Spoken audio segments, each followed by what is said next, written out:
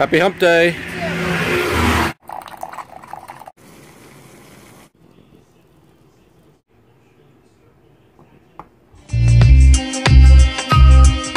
I wanted to talk about something today that I've thought about bringing up in the past. Actually, I think I've actually recorded some videos about this and then just never posted. But I've been reading more and more things on the internet lately, and some things posted even by people who are well-known, popular in like the fitness and weight loss industry, that I just don't agree with, and maybe at best maybe misleading.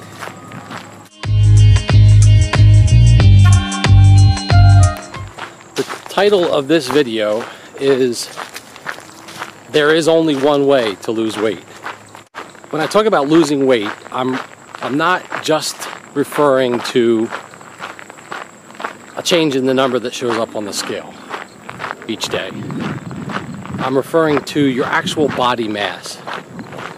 So losing weight, meaning losing fat or muscle or skeletal tissue, excluding water weight changes or what you're wearing that day, time of day, what you ate the night before or 2 nights before. You know, those fluctuations that show up on the scale that are very hard to track. So I'm talking about weight loss that is your actual body mass, losing body mass. The statement that I want to make is this: in the history of human beings, any man, woman, or child, anybody who has ever lost weight through diet and exercise has done so by doing one thing. Do you know what that is?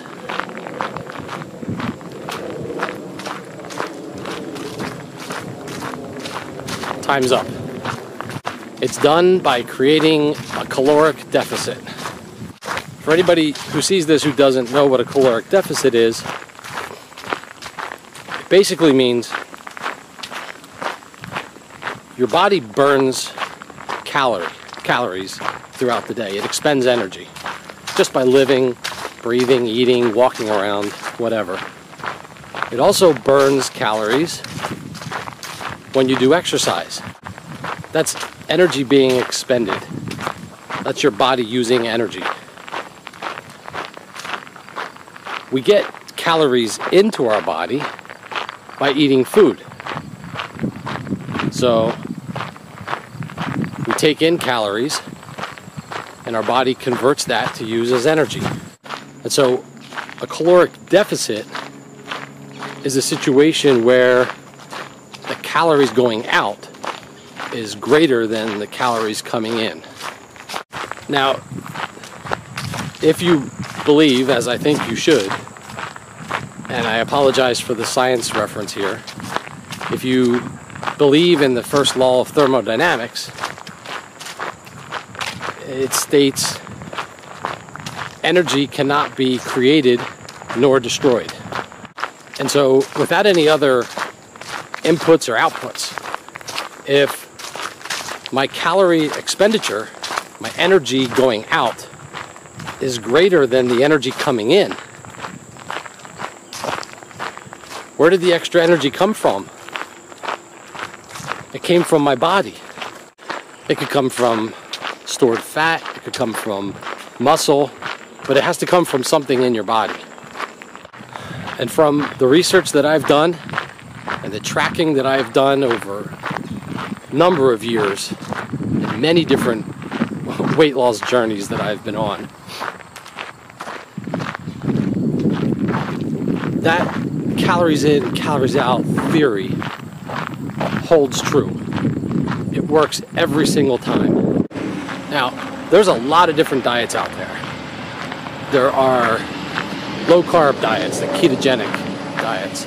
There's low-fat diets. You see a lot of intermittent fasting diets. Crazy ones like the cabbage soup diet. And everything that I've read, and I've read up on a lot of these diets, the bottom line seems to always come down to a caloric deficit. Each diet has its own way to help you create or maintain a caloric deficit. And when the topic of a caloric deficit comes up, what always seems to also come up with is, well, you don't want to just focus on calories. You don't want to make your calorie input too low. You don't want to eat too little because your metabolism will slow down. You've heard the term starvation mode, right? So people say, oh, your body will go into starvation mode and it'll start storing everything you eat because it thinks it's starving. If by those things people are saying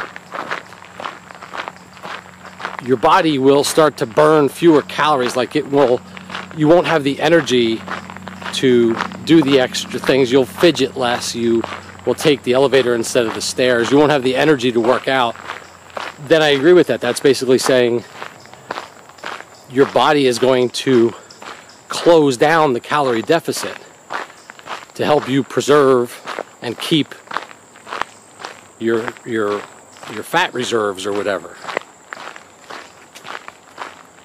But I think there's something else. It's almost like an implied thing when people talk about starvation mode. Almost that you could be on a calorie deficit, but if you're not eating enough, your body will store this. It'll create energy from somewhere to keep you in a caloric deficit, but at the same time store fat and you'll either not lose or gain weight. And that's just 100% false. The body doesn't work like that. It can't. It's science. Nobody, to my knowledge, has ever disproven the first law of thermodynamics. If you're in a calorie deficit, you will lose weight. My purpose in doing this video is just that I hope some people see it, and in the future, I'd like to see more people stop trying to disguise weight loss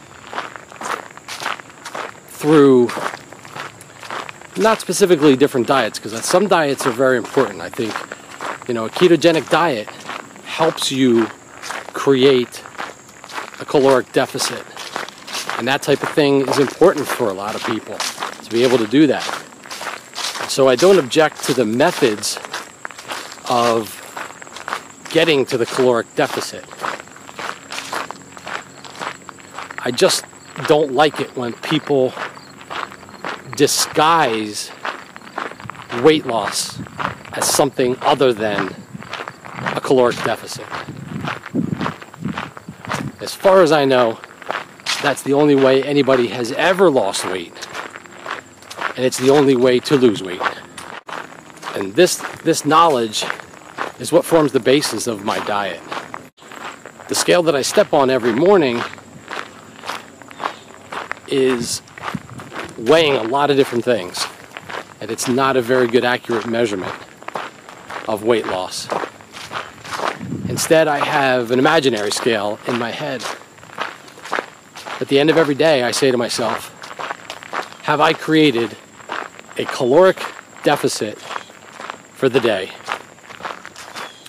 And if I can answer yes to that, then I've lost weight. It's also one of the reasons I don't do cheat meals very often, because essentially a cheat meal cuts into my calorie deficit. Now if a cheat meal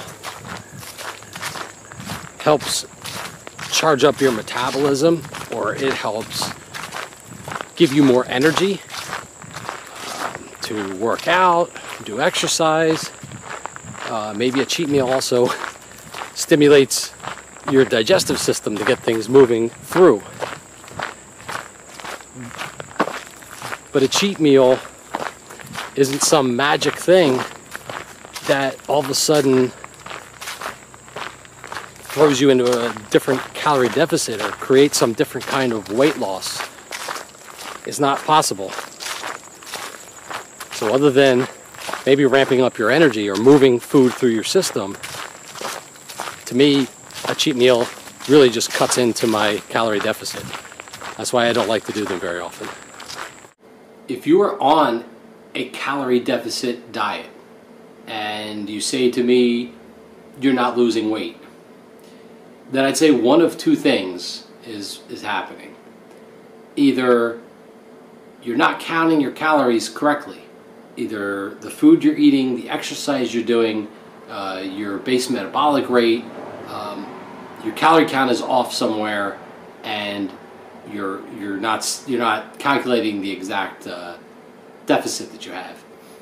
Or the other thing is that your calorie deficit is so small that it takes a while for it to show up. If you're on a plan to lose, say, 1 pound a week, which would be a calorie deficit of 500 calories a day, 1 pound a week may take 2 or 3 or even 4 weeks to show up, depending on what happens when you weigh yourself. What are weight fluctuations? I mean, it could easily get swallowed up and you don't see that weight loss for a while, which is why I say losing weight slowly is so much more difficult than losing weight fast, because if you're losing it slowly, you need to be very patient and know that the weight loss may not show up for weeks.